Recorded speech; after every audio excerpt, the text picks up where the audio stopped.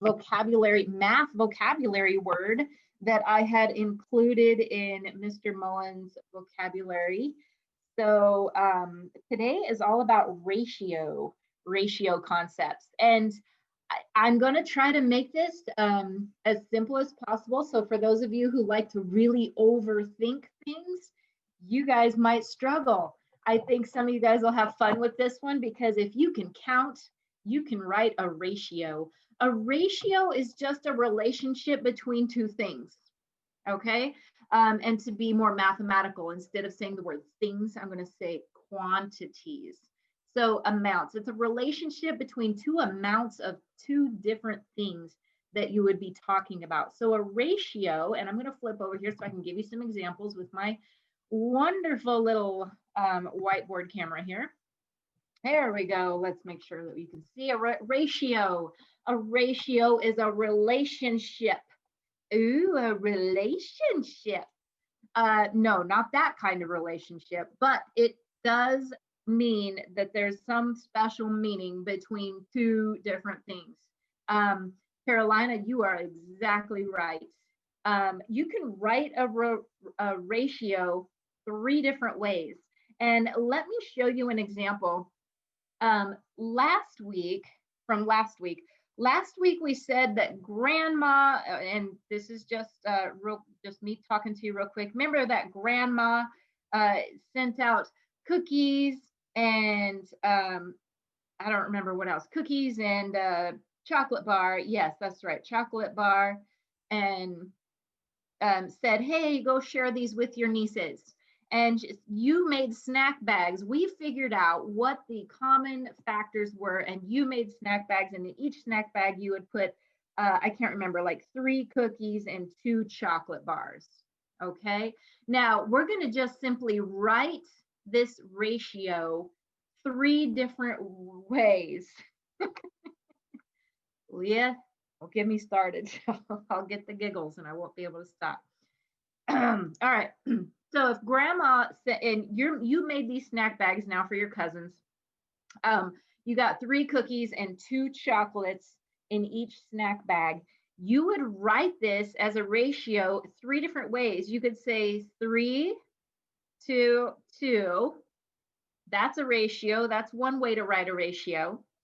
You would write it with a colon, 3 to 2, this way with a colon, or you can write it as a fraction, 3 to 2, just like that. So these 3 ways, this is 3 ways to write a ratio. And all it means is that you have 3 of one thing and 2 of another thing.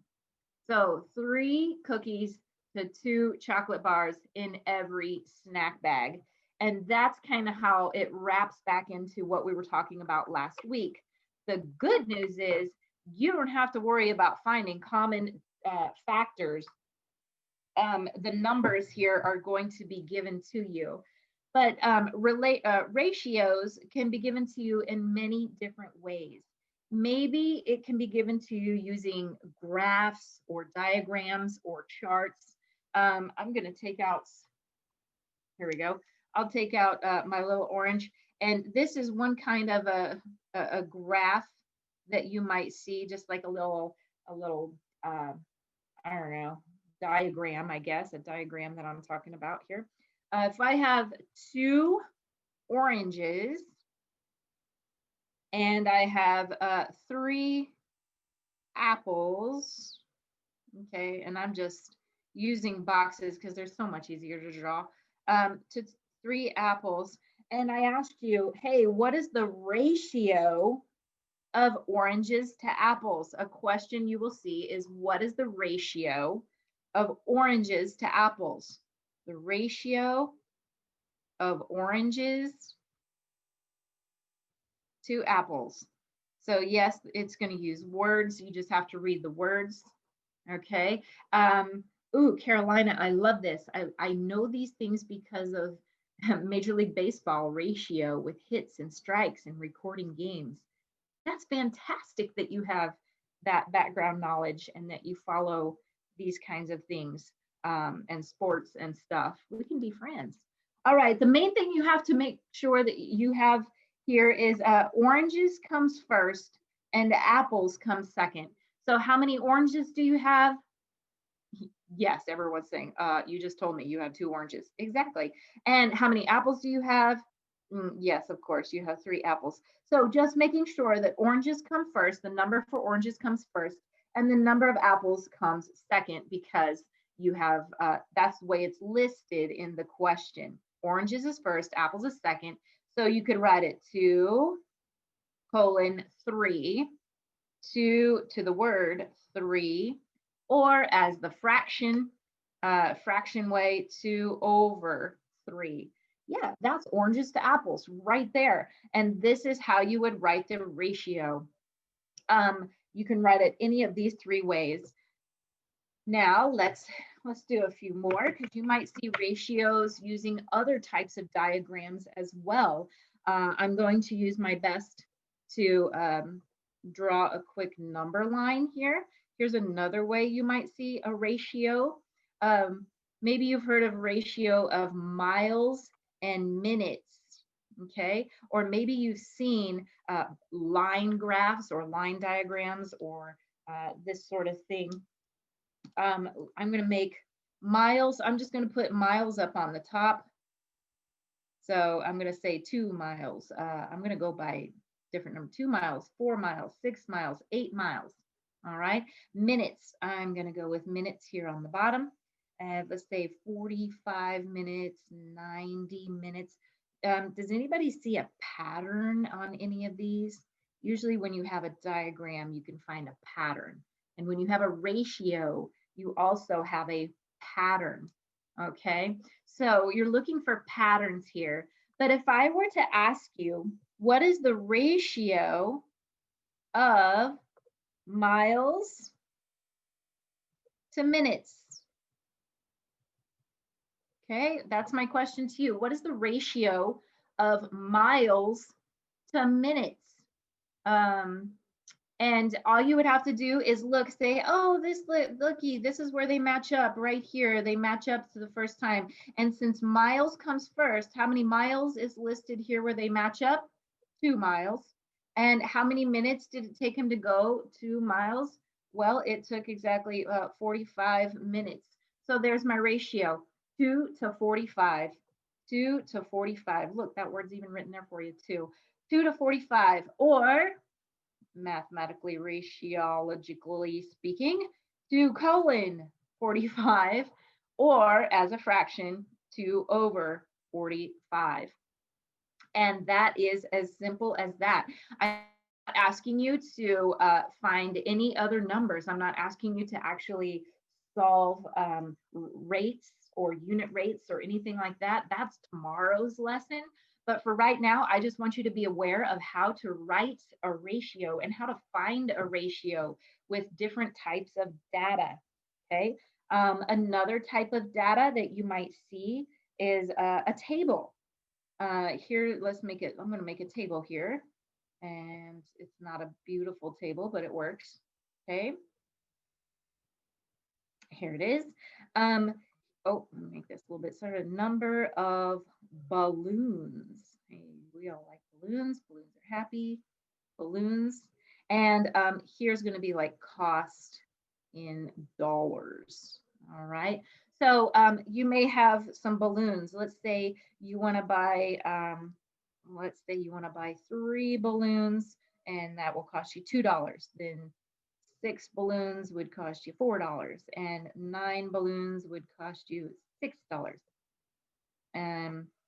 So, and you could go on like this. There's usually, like I said, there's usually a pattern involved when you're talking about ratios. But if I were to ask you, what is the ratio of balloons to dollar bills, yo? What's the ratio of balloons to dollar bills? Yeah.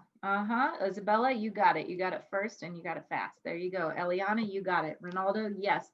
Chloe, yes. Jaslyn, yes. Christopher, no. Maybe it was a typo. Zachariah, I have no idea.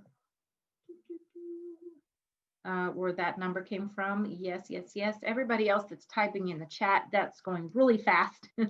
I see lots of correct answers. If you want balloons to dollars, I look under the balloon column. I say, hey, there's 3 balloons. And to dollars, I look in the dollar column and say, hey, 3 balloons is going to cost $2. So 3 to 2, or again, 3 ways you can write a ratio. 3:2.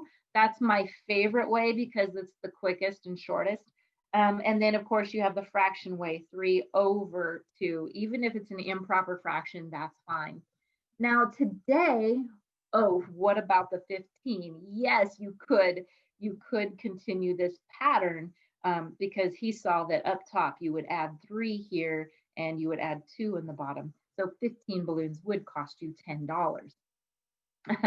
Yes, Vincent, but I'm not asking you to fill that in. All I'm asking you to do is write the ratio. And usually ratios use the smallest numbers that you can find. So notice here, I used 3 to 2. I didn't use any of these bigger numbers because just like a fraction, you want to use the least common numbers that they would have in common, the smallest numbers that you can use. Of course, you could put bigger numbers in this pattern. However, in every single one of these, I chose the smallest amounts that was listed. The smallest amount listed here was 2 and 45. So just make sure that you have the smallest amounts, okay? There's that. I have a couple of examples because not everything is as pretty as this. Every once in a while, you might see a silly fun question like this one. And I'm just going to give you a quick example. All right, my question for you for this one is, how many purple dots? What's the ratio of purple to red? What's the ratio of purple to red? Yes, there you go. Like I said, if you can count, you can do ratios. If you can line up numbers, you've got the ratios. Absolutely. You guys got this right. Remember, purple comes first. There are 3 purples and red comes second. There are 4 reds. Therefore, the ratio is 3 to 4. Yes, I think everyone got it right. One person flipped these 2 numbers around. The most important thing is to make sure that you have that you're looking at which one comes first. Purple is first, so you count the purples first. Okay, it's all about the order that you're finding. All right, what if I said, ooh, I could be really mean and give you a hard one. I'm not gonna do it. That would be too mean. Oh, you want the hard one? Oh, okay. How about this? Okay, haha. I'll go give you this hard one now. And if you get this one, then I think you've really got it.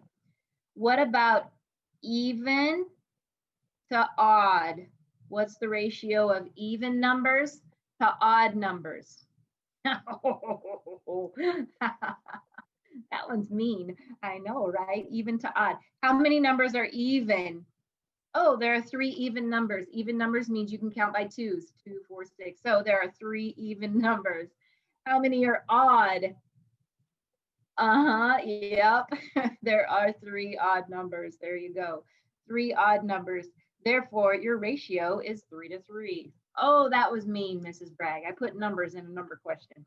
And you didn't even have to use the numbers except to count by evens and odds. Yes, I did. I tricked you. You're right. All right, let's do a couple more just to make sure you got this. Let's see. Just because it's silly fun.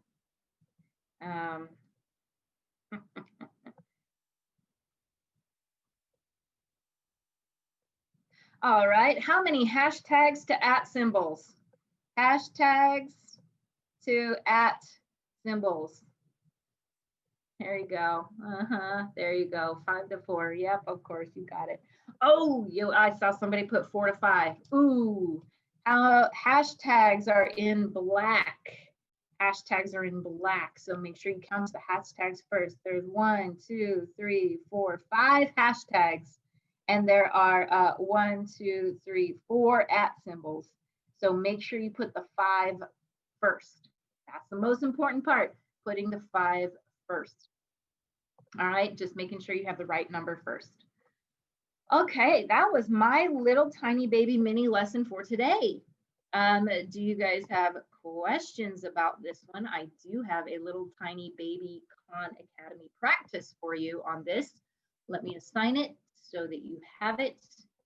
Oop, ratios. Aha, there we are, ratios. And if you would like to see an example of their ratios, I will put on a little 2-minute video in case you would like to see that again. We will go with all these classes that need to be assigned. Mr. Hartman, Mullen, Digby, Bragg, there we go. And your assignment is up and running in Khan Academy. There are 7 basic ratio questions that you need to answer. So if you have a question, my chat is open.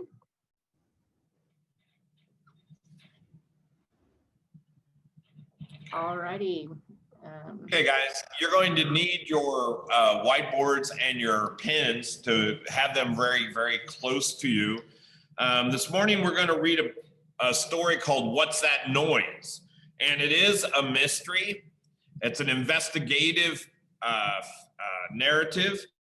And it's talking about listening devices, spy devices. And we'll see the story as it progresses, what it's about. It's also a different kind of piece of literature because it is a graphic novel. We're going to be able to read it, and it is a graphic novel this time. So I think maybe the interest level might be a little higher just because of the graphics that are involved. Kayla and Tim are 2 main characters, and they go to the International Spy Museum in Washington, D.C. That's an actual place, by the way. And they try out their toy spy listening devices to see how they work.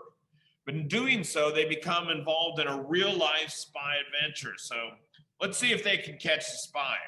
Before we do that, I'm going to share with you my screen, and we're going to look at some new vocabulary. You will get some new vocabulary words, I think 4 or 5 today.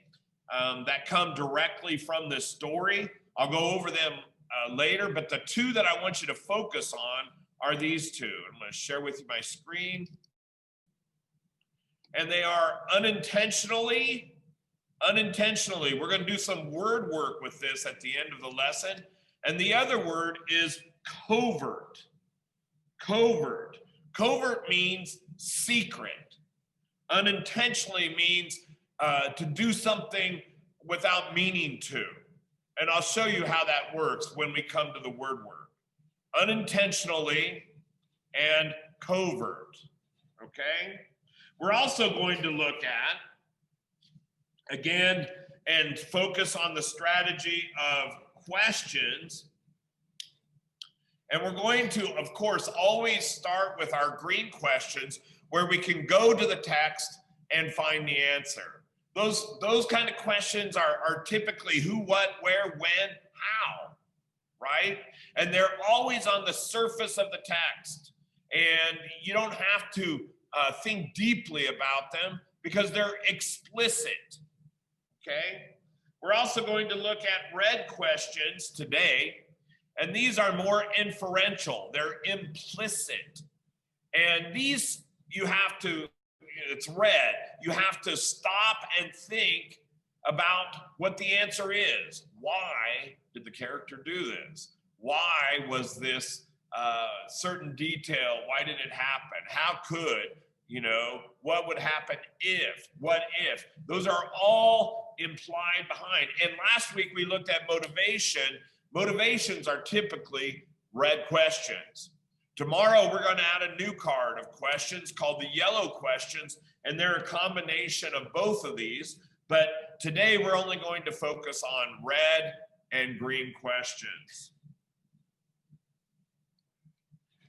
We're also, as part of the strategies that we've been using throughout our time of reading, we do summarizing. And summarizing is a retelling of the most important parts. And because the comprehension focus of today is identifying the main idea and the details. And so when we retell a narrative, we often will use this framework. In the beginning, what's going to go there? Of course, it's going to be the most important parts of the setting. Then, a detail for the middle, the conflict, probably. Next, the intensification or escalation of the conflict. After that,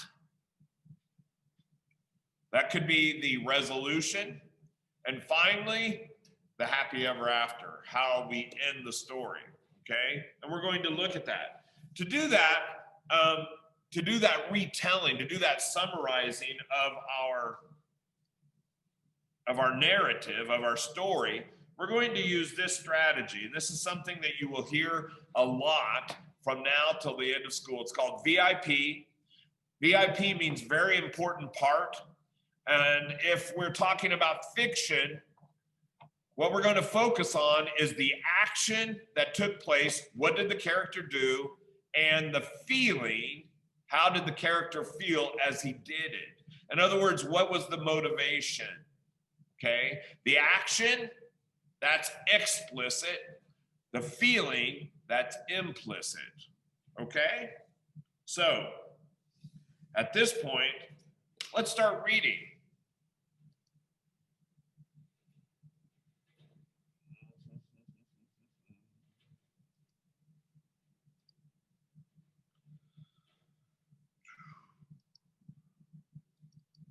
What's that noise? Now, have your whiteboard with you, because as we read this, I want you to list one detail from the beginning, one detail from the middle, and one detail from the end. So you're going to have to write some notes on your whiteboard, okay? 3 things: a detail from the beginning, a detail from the middle, and the detail from the end. Okay? So let's read. What's That Noise? Written by Ellen Lewis, illustrated by Gabor Otomo and Brian Dunn.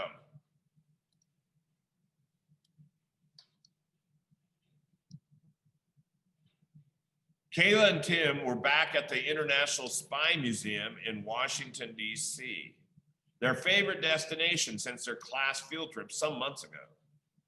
It was on that adventure that they met Ms. Keel, the museum's director of education, and she unintentionally became a mentor to them. Here is our word, unintentionally. Now remember, when we do vocabulary, right, and we're looking and we come across words that are difficult or unfamiliar, we must not just read over them and keep going, but we must come to a place where we deal with the meaning behind this word. And what is our strategy? Our strategy is to read around and read through, and then to substitute another word that would go there. We've already seen this word. I've already mentioned it to you. We front-loaded it, right? And so the word unintentionally means what? To do so what? To do so accidentally. Okay. So now let's go back and read it and see if that makes sense. Kayla and Tim were back at the International Spy Museum in Washington, D.C., their favorite destination since their class field trip some months ago. It was on that adventure they met Miss Keel, the museum's director of education, and she unintentionally, accidentally became a mentor to them and a partner in several real-life spy cases. Now, look, graphic novels are great things to read because they give you clues all the time, and they do so by the pictures. Today, Miss Keel wanted to discuss bugs and listening devices in the school for spies. Kayla and Tim stopped at the museum gift shop first. I got this for my spy collection.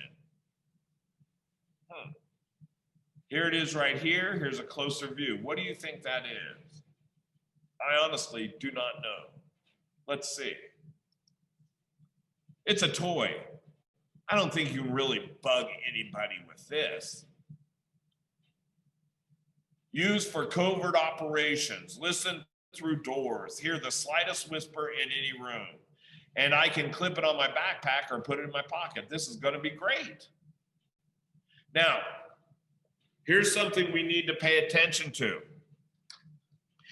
As we start reading, remember, there are clues or signs towards meaning on every sentence.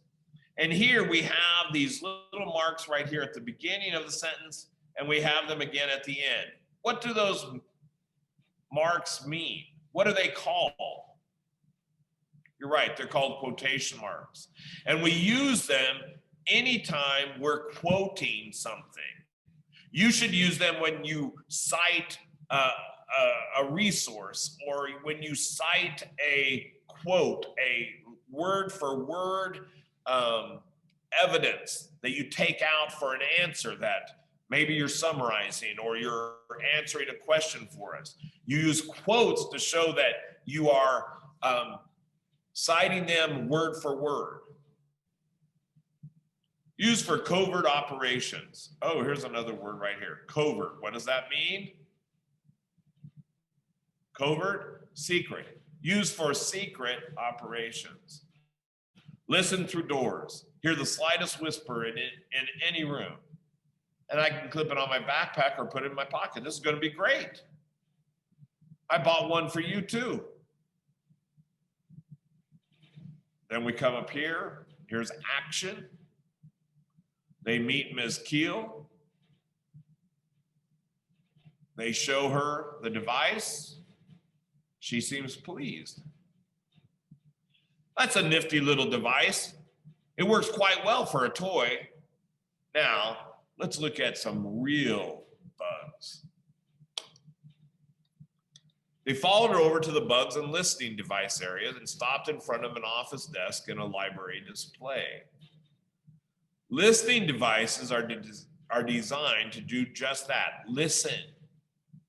If you can eavesdrop, okay, this is one of our words that we are going to add to our vocabulary list. If you can eavesdrop on someone's plans, then you are getting information for yourself. That's a form of audio spying, okay? There's a whole bunch of clues right in here about what eavesdrop might mean. Listening devices are designed to do just that. Listen, listening, listen. We also have the word down here, audio. And so if you can eavesdrop on someone's plans, then you're getting information for yourself. What does eavesdrop mean? It means to listen without being detected. Listen without being detected. Remember that. This is one of our vocabulary words. Next page, page 7. For example, this might resemble a normal desk, but look closely. There's a bug hidden in the phone, and another one on the bookshelf. There's even one in the plant. Can you see the bugs? Well, they make it pretty obvious, don't they? Here, here, here.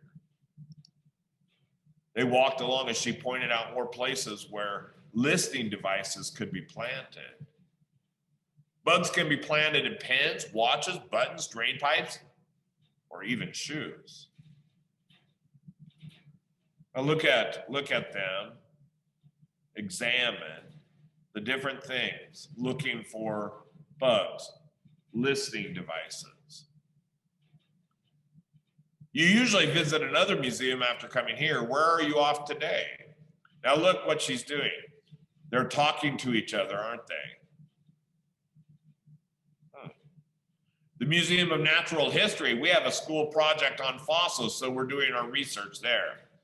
It's just boring old dead stuff and rocks. Have fun. Maybe you can try your spy listener there. You'll hear all kinds of things. So now we're setting up the action, aren't we? This might be a good detail. That we're setting up. They're going to take their listening devices where and try them out? The Museum of Natural History. Let's hope this is just a normal museum visit. They left the Spy Museum and walked towards the Natural History Museum.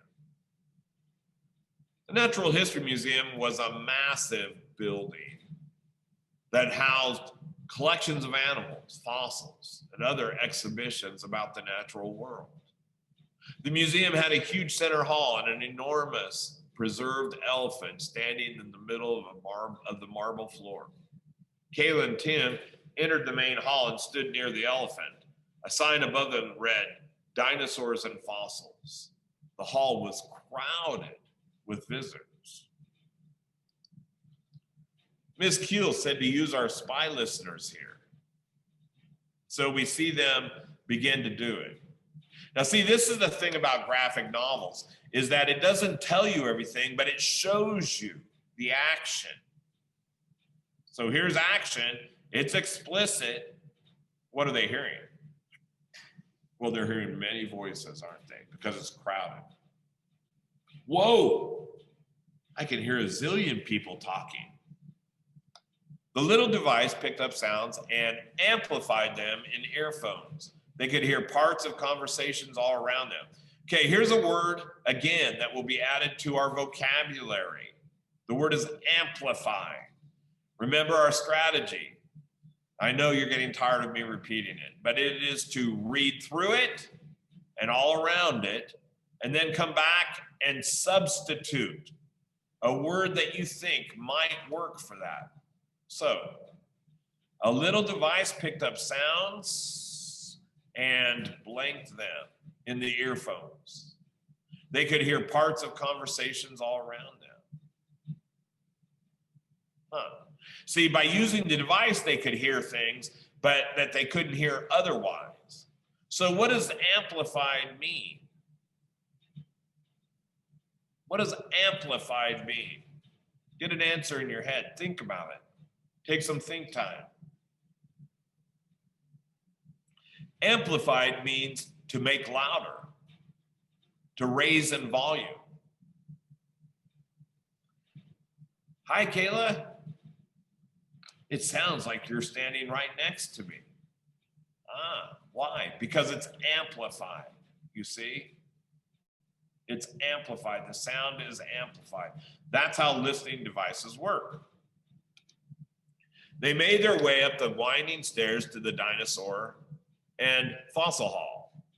This is fantastic. Look at these dinosaurs. In the middle of the gallery was the fossil lab, a large glass room filled with people in white lab coats.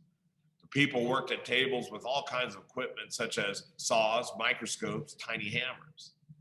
As Kayla and Tim took a closer look, one of the scientists looked up and waved. He pushed a button and a crackly voice came through the speaker. Welcome to the Natural History Museum Fossil Lab. I'm Dr. Stan. The scientists here are paleontologists. Again, another word added to our vocabulary, paleontologist. I'm Dr. Stan. The scientists here are paleontologists, fossil hunters. Now, sometimes this happens quite often, that when you have words that are specific and specific vocabulary word, especially names or something that might be brand new to some people, they will give you in the text a definition. And that's what they do here. Dr. Stan's a smart man. He's giving the definition with the big word. I'm Dr. Stan. The scientists here are paleontologists, fossil hunters. We remove fossils from rocks and then we repair and conserve them. Ask us questions anytime. Just press that button to get our attention. What are you working on? T-Rex fossils. We have several partial skulls we're cleaning right now. This is a T-Rex tooth. It's nearly 10 inches long. Most T-Rexes had a 4-foot wide jaw with 50 teeth.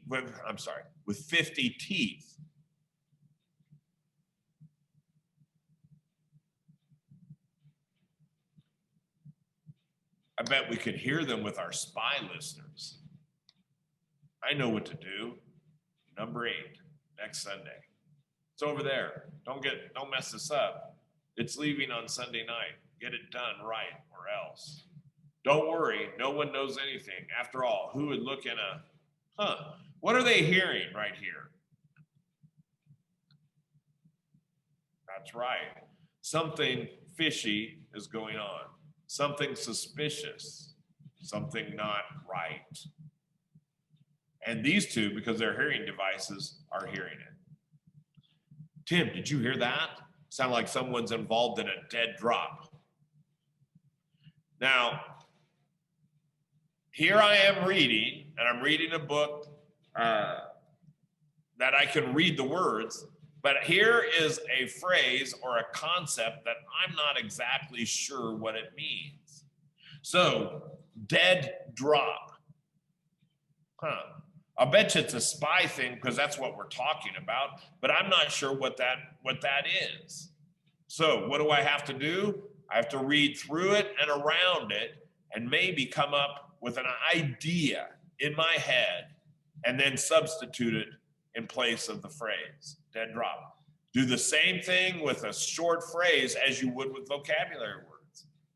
They looked around the bustling dinosaur hall. They saw families and school groups, no suspicious men. They glanced at the group of scientists working behind the glass with Dr. Stan. Few of them left the room and passed right by Kayla and Tim on their way out. There are spies among us, and we have to find out what they're up to. Ms. Keel listened to Kayla repeat the conversation they overheard. Someone was going to try something next Sunday that sounded very much like spy activity. There's only one thing to do.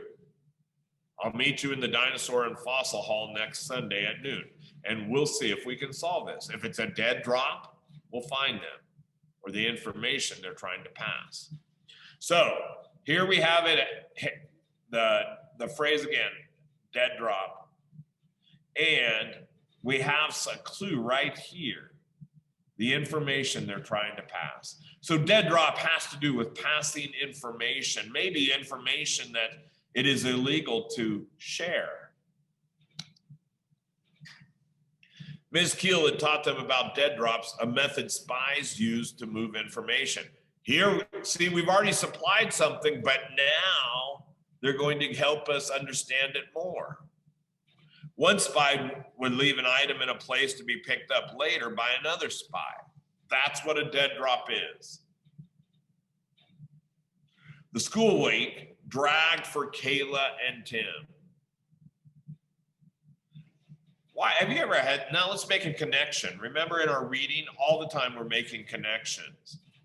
And we either make a connection from our reading, we make a connection from the world, or we make a connection from within us. This time, I think you can make a connection from your experience or the world.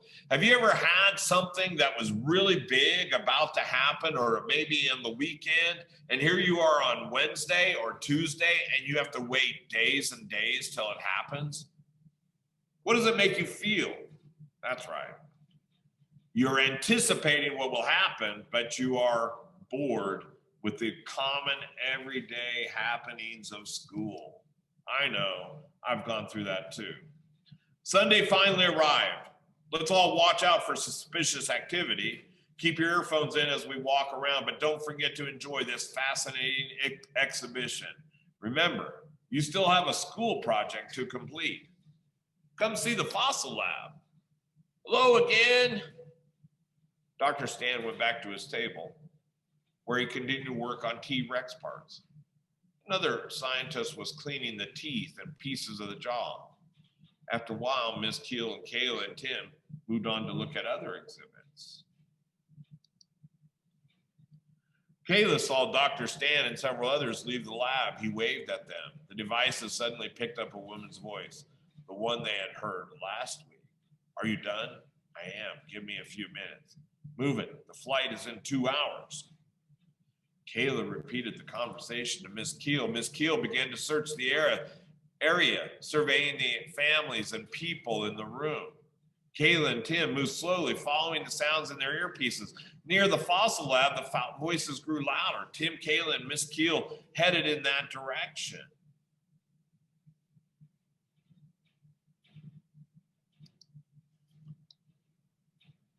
Now, look, we have a clue. We're focused on their eyes. And what are they doing? That's right. They're watching. They're looking for suspicious behavior. It's almost in. I'm nearly done. Miss Keel, Tim, and Kayla searched the crowd. Kayla turned and saw one remaining scientist seated in the lab. He was working on the T-Rex fossil. His lips were moving, but no one was with him. Kayla looked closely. Who was he talking to? He's alone. It looks like he's talking to his feet. You're right. His head is down, and he's looking at his shoe. The scientist slipped something out of his pocket, slipped it into the long T-Rex tooth, and carefully placed it in the dinosaur jaw. He tapped his shoe 3 times. Suspicious behavior, that's what I'm saying. Kayla and Tim and Miss Keel glanced down at the spot where the tooth had rested. The label read, number 8. The scientist's lips moved and his words came in through the earphones. He's hidden the intelligence in the tooth, and his transmitter bug is in his shoe. That's why the words faded away last week. He was walking out of the room and talking. Remember when a few of the scientists walked by us? It's in, I'm done. No one will ever suspect it in a dinosaur tooth. Just then, Dr. Stan strolled towards them. On his way to the lab, Miss Keel quickly explained who they were, why they came to the museum, and what they had overheard. He put something in the teeth. Stay here. We'll take care of this. Dr. Stan motioned for the security guard to join him in the lab. Dr. Stan needs a shave. Dr. Stan opened the door and he and the security guard slipped outside. I wonder if he's even a real scientist. Hello. Dr. Stan walked over to the T-Rex jaw. He pulled out tooth number 8, turned it upside down. A small metal tube fell into his palm. He unscrewed the top and pulled out a computer chip. He held it up to show them through the glass. I wonder if they'll catch the other spy. At least we got one of them and the information he was trying to hide inside that tooth. Ouch. I bet that hurt. Okay, you two, time to get on with your research for your school project. Hey, Tim, I guess fossils aren't just boring old dead stuff and rocks. No, they're certainly not. And that's the end of What's That Noise? Okay? Now, I want you to show me, I'm going to give you 1 more minute, but I want you to show me your whiteboards. Remember, you're supposed to have 3 details on your whiteboard. 1 from the beginning, 1 from the middle, 1 from the end. So go ahead and get them ready.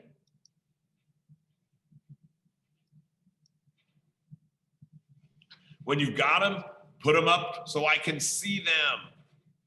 That's right, you were supposed to take notes this time. Let's see how good we did.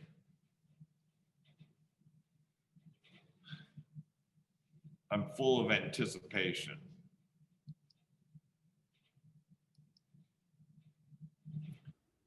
I see people writing, but I don't see any whiteboards yet. Some people, give me that. Give me a minute, Mr. Mullen. That's good.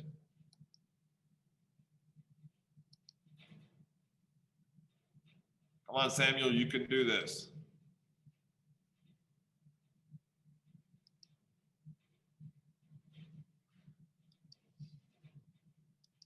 I want to see some whiteboards. Let's go.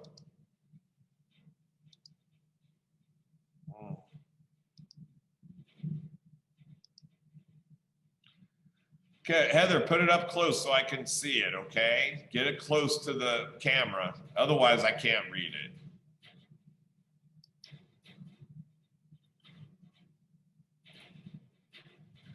Okay, Ashley, beginning, normal, middle, suspicious, end, caught one spy. Yeah, that kind of, if you're taking notes, that's not a bad way to do it, you know, because she knows exactly what she means by normal. Chloe, let me see what you have. Okay, they got a listening device. That happened at the beginning, right? And what did they get in the middle? Hold it up a little bit. They heard some talking, suspicious talking. Good, that's the middle. And at the end, they caught the spy. Listen, those three details capture the essence of the story. Angie, you always have good stuff. Tim gets a new spy device from the gift shop, right?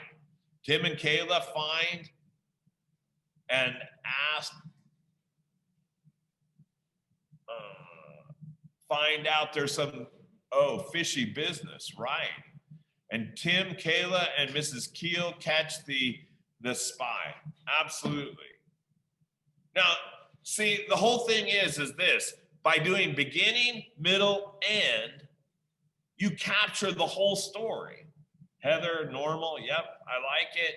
Alexis, good, I like it. You know, beginning, middle, end. Make sure that at the beginning, your detail captures the main character. It has to involve the main character. The second one is the beginning of a problem. And the third detail, the end, has to do with resolution, okay? So, I told you we're going to look at that word unintentionally. So I'm going to share my screen with you again, but I have to pull it up a little bit. Let me see. Let's go.